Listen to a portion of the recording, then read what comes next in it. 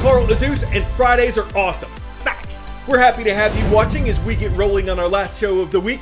It begins in Eastern Europe, where trouble's been brewing between members of NATO, the North Atlantic Treaty Organization, and the nation of Russia.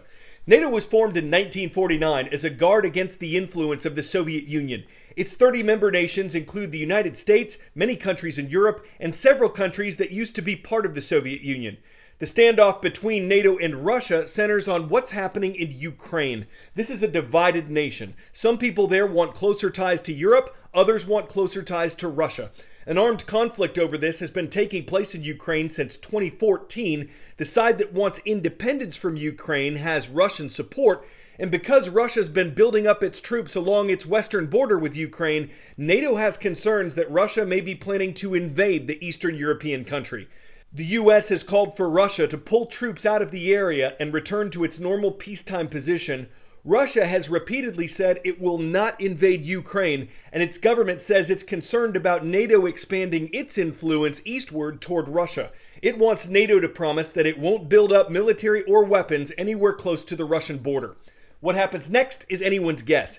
U.S. and Russian officials have held meetings to discuss the problem, and a direct conversation between U.S. President Joe Biden and Russian President Vladimir Putin is reportedly in the works, even as their countries exchange threats over the situation in Ukraine.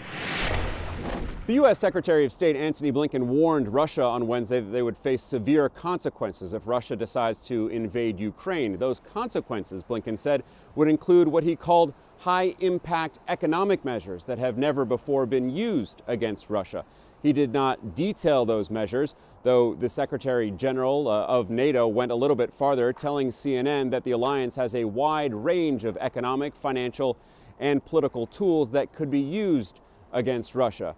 The alliance, including Secretary Blinken, clearly hoping that this threat of severe consequences will get Russia to de-escalate after massing tens of thousands of troops along the border with Ukraine.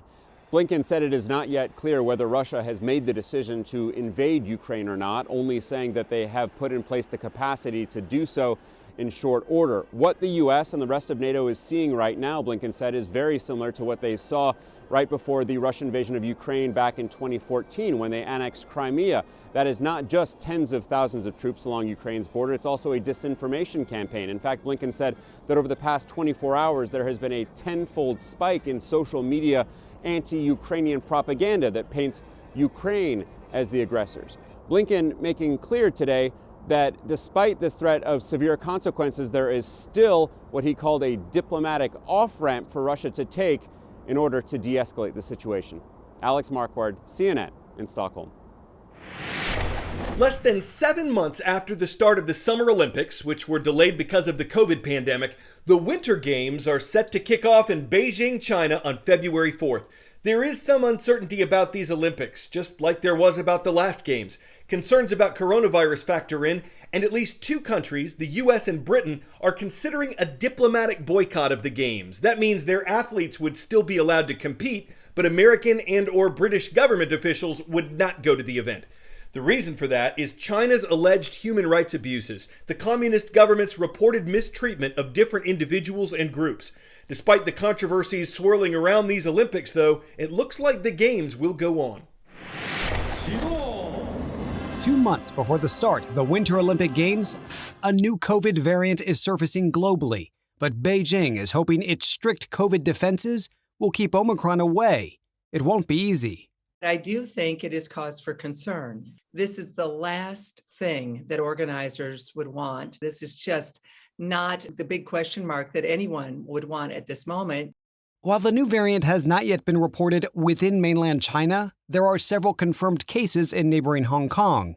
A foreign ministry spokesperson saying that the Omicron variant will pose some challenges, but they're confident the Winter Olympics will be held smoothly and successfully as scheduled. China already has some of the toughest containment measures in place. Mass testing by the tens of millions, strict digital contact tracing, and targeted community lockdowns, all part of our daily lives here. This is as close as we can get to some of the iconic Olympic structures from 2008, repurposed for the Winter Olympics, but now sealed off in a COVID bubble of sorts. On top of the health concerns, growing calls for Olympic boycotts, as Beijing continues to deny widespread allegations of human rights abuses. The Women's Tennis Association suspending tournaments within China, as it reiterates calls for Chinese tennis star Peng Shuai to be able to speak freely and openly. What we're now in the early stages of what I think is a full-scale ideological battle that ultimately could culminate in the United States and other Western nations engaging in a full boycott of the Beijing Winter Games in 2022. But it seems here within China, most folks are unaware of the controversies surrounding these Olympic Games. Instead, you've got stores like this filled with Olympic merchandise. And folks here shopping, seemingly filled with a lot of excitement and joy, even national pride. We are very excited. Beijing just hosted the 2008 Olympic Games, and now it's the Winter Games again. This is truly exhilarating. Even with mounting uncertainties, much like 2008, China is expected to put on a spectacular show. Question is, will folks watching from the outside be wowed, or see it all as a fancy facade covering up an increasingly authoritarian state? 10-second trivia.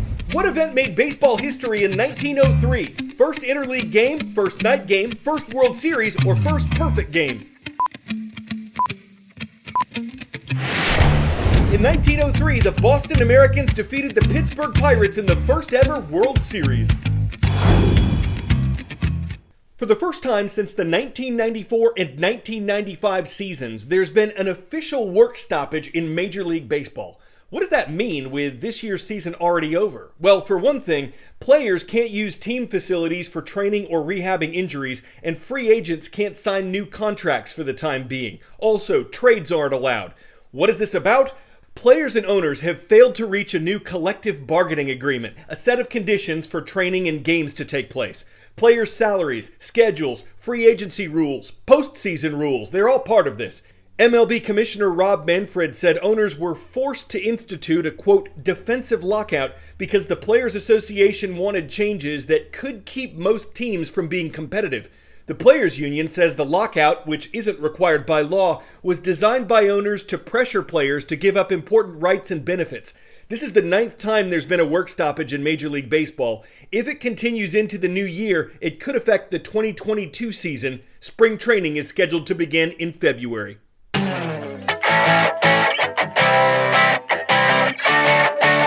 If you've always dreamed of spending Christmas Home Alone style, and I don't mean without people, I mean in the Chicago area house whose halls are decked with 1990 movie glory, here's your chance. The home that Home Alone was filmed in is available for rent. It's not expensive. $25 gets you through the front door, but you'll probably have to beat out thousands of film fans during booking, as it's only available for one overnight stay, one time. We're guessing the burglars are not included, though plenty of wallpaper is. And Airbnb says the tarantula will be there, though it's not Iraq needed. Of course, you'll have to Chicago there, you filthy animal, if you win, but just beating out the competition for that Home Alone will be a close aftershave. And for the winning fan of the movie and the nostalgia, you Culcan Macaulay at Home Sweet Home. I'm Carl Azus. Skyview High School gets today's shout out. It's great to see our viewers in Billings, Montana, and we're grateful to all of you for watching CNN.